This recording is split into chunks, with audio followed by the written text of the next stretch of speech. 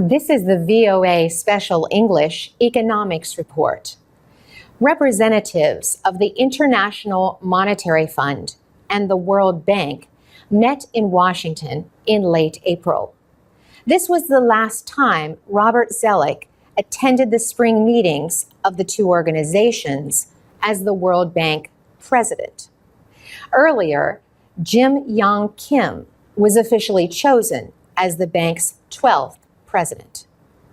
Mr. Zoellick said developing countries are now engines of growth. Developing countries have provided 2/3 of global growth over the past 5 years, he said. But he added that many developing nations still face big problems. He said all members need to work together better for their common interest. The United States traditionally chooses the World Bank head, and Europe chooses the IMF chief. But developing nations want more influence. The World Bank is a development agency. The IMF supports monetary cooperation and provides loans. IMF chief Christine Lagarde announced that the fund had received promises of over $320 billion to help nations in trouble. She also said developing nations need to do more to support their emerging markets. They too have to address some of their issues, she said. They too have to be very attentive to a volatile market situation.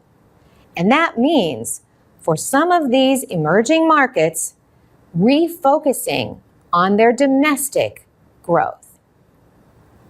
Ms. Lagarde said emerging markets need to work toward growth and building demand.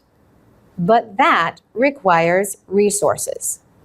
Two issues are access to banks and safety nets.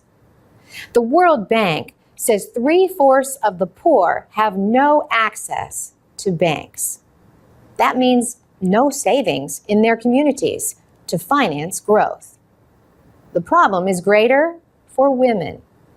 Poor women are 28% less likely to have bank accounts than poor men. Social programs are also needed. 60% of the developing world cannot depend on social programs to protect citizens from hunger or to provide services in crises. Mr. Zoellick said, to help the poorest, every country needs basic safety nets to deal with crises.